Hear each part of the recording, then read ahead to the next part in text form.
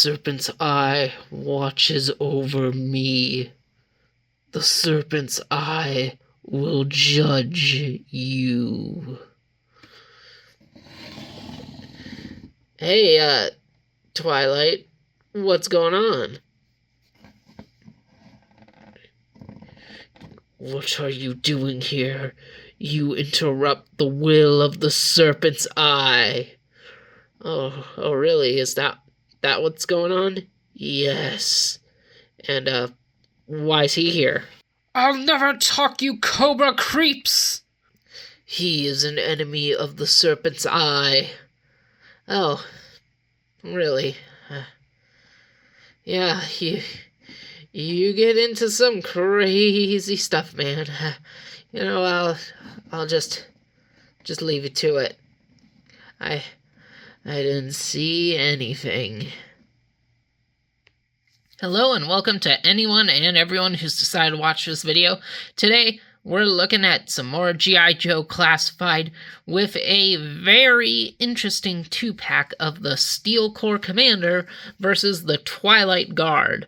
A resurrection of a vintage late 90s G.I. Joe and a brand new take on some pre-existing concepts, kind of, because, I mean, it's not the Shadow Guard, but it might as well be. So, first off, we'll take a look at the Steel Corps Commander, because he is the least new, because he is just this guy, the male Steel Corps figure, repainted into those version 2 colors, kind of, since they are far more subdued than the original, and only the front of the helmet is gold instead of the whole thing. Like, this blue is not as I was gonna say creamy, but I wouldn't really call that the right depiction of the original 90s Steel Corps blue. I don't know what you'd call that blue, like royal blue, maybe? But, yeah, it was like a royal blue and a neon green on that figure. But, they've brought it back and made it more subdued to give it that realistic G.I. Joe action feel.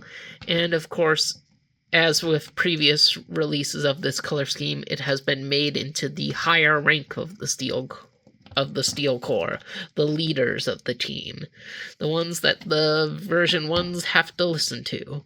And, that's a good use of both color schemes if the Steel Corps have to exist in the G.I. Joe universe. And he's a pretty good toy because this was a pretty good toy, but, well, he does have some flaws. The biggest one being his belt. He's got a different belt from this guy, one that has a pistol holster in the back. Also, his knife likes to fall out really easily, as you just saw. That might only be on my copy, I don't know. But anyway, he's got an extra pistol holster on his back, and whatever that is meant to hold, I don't remember what figure this comes from. I don't know if I even own the figure that this belt originally comes from. He's only got one pistol, despite having 2 holsters, and also, as you can see, it likes to ride up from his torso sculpted belt. Honestly, I'm thinking about maybe getting this off of him, either finding a way to pop him off the ball joint, or just, dare I take some scissors and snip this belt off, because, yeah, he'd be much better without it. Let's get his knife in here as his subordinate falls over. Yeah, that's the Steel Corps knife. It's the exact same knife as the original, but it doesn't stay in as well as it did on the first guy. And to go with his golden helmet, he's got a good golden pistol that he can, of course, put in his hand and use to command his troops around. So let's get the regular male Steel Corps standing up, and let's bring in our female Steel Corps with her jetpack as I keep her in flight mode. And yeah, the three of them look really good together. And it's nice to have a little steel core unit here. I'm not the biggest army builder guy, but I definitely wanted the 2-pack for the steel core. And I decided to pick up this 2-pack too, and I do think it completes the image here.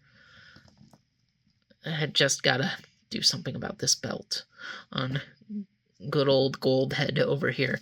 Now let's get these two out of the way, because he does come with more. He does come with all the guns from the first Steel Core release too, and these have that brighter blue that the original Steel Core 90s version had. And yeah, so you can have him using this machine gun. I've been having some trouble getting the bullet belt to store in there, though, because it kind of collides with this little bullet section that's in the box, so I don't know. I think it's less realistic, probably, but I think it's fine just displaying it like this. So you can have him mounting this tripod up somewhere and just shooting down Cobra Troopers. And he's got this one. If you're into this, I of course don't know what any of these guns would be called. It's got a removable clip, like a lot of them do. It's got the little thing on the bottom that I don't know what that attachment is supposed to be, but I think it's kind of cool. It's got this more sniper rifle-like one with the removable silencer. And look at that red peg on the silencer. That's important later. And then the gun I usually give him, because it's my favorite of the Steel Core guns. That's why I have this guy holding it, and the commander is also going to hold it, because I think it is the best of their rifles. But they also have the blast effects that they keep using. It's the same blast effects in another colorway with red and yellow. Here's all of this. Here's this. It's got the one that goes flying to the corner and the steam from exhaust from a fired gun. Yep.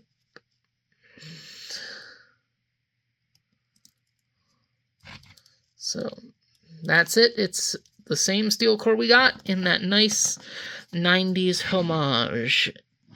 Not that eventful. Now this guy, on the other hand, the Twilight Guard, this is the make or break figure of the set, and in my opinion, he's a maker. He is just ravishing with this beautiful, beautiful paint job. But now what this is this is a Cobra officer body given the head and belt, and the hip holster of the Crimson Guard, as well as this new cloth cape piece. And this is wonderful.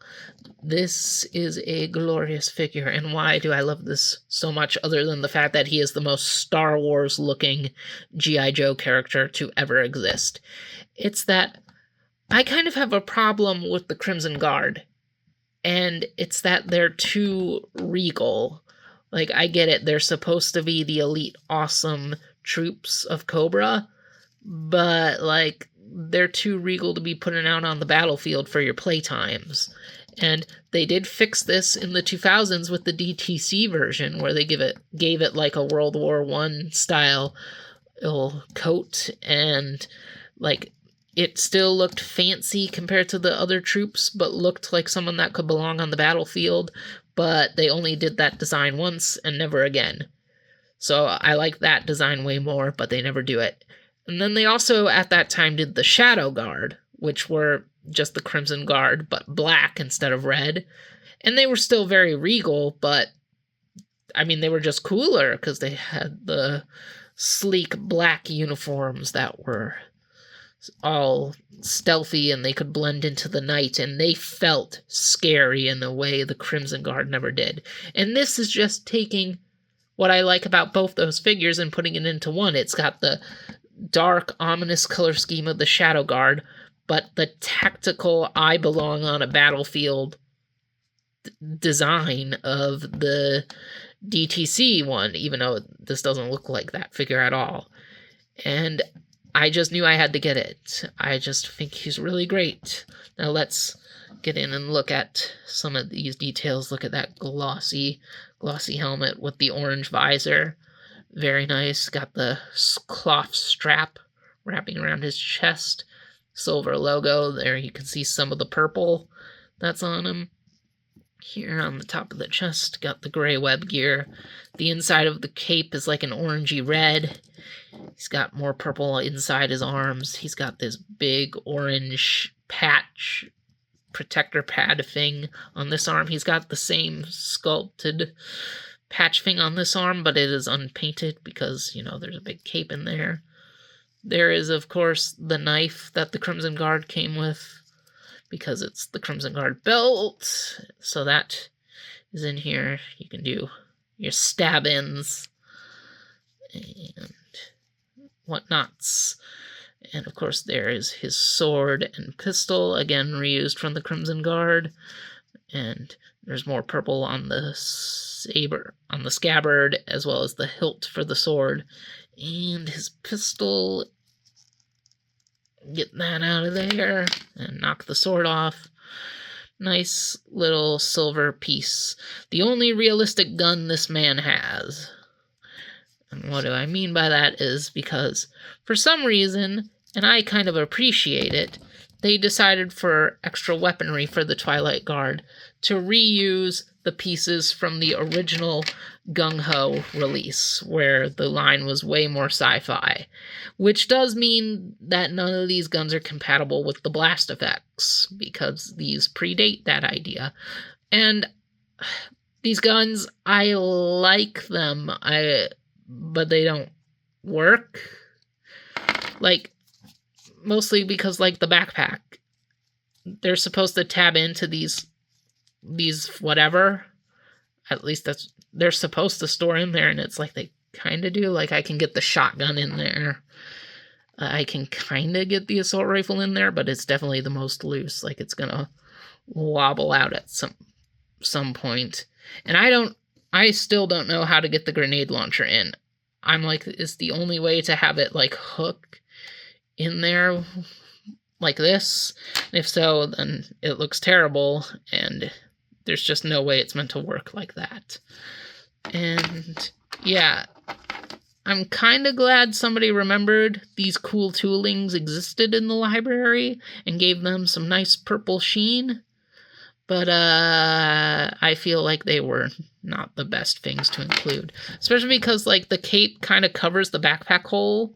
Like, you can shift it to the side to expose it. And I mean, if you were going to buy multiples of this pack and have, like, a whole squad of Twilight Guards, I assume you would remove the capes for some of them, and those ones could get the backpack and the sci-fi guns. But, you know, I think he's best embracing his full Star Wars-iness and just give him his blade and have him just getting ready to duel any foes that come in his way. And I don't need more Twilight Guards, but if they do Shadow Guards, I will have him stand with them because of the similar color schemes. But for now, let's bring in a Python Crimson just to show side by side the two best guards in the line. And I just realized how much shorter the Twilight Guard is because I've never actually put him next to the original mold for the Crimson, and I never realized the officer was so much shorter than the Crimson either. That's fascinating. But yeah, I do really like this Twilight dude. He's very, very cool. He's the reason I bought the pack, basically. I like the what's-his-face, the Steel Corps Commander here, but like, this guy is the star of the show. So overall, it's an okay 2-pack, very flawed on the accessories side, but the figures themselves are wonderful, especially Twilight. And if you're interested in these, I would consider picking them up, but maybe wait for a sale. So, I guess I've rambled on enough now. Thank you all for watching. See you guys around. Greetings, fool! This is Cobra Commander, saying that if you want a good standing in the New World Order, that you shall subscribe to this channel and support our glorious cause for Cobra!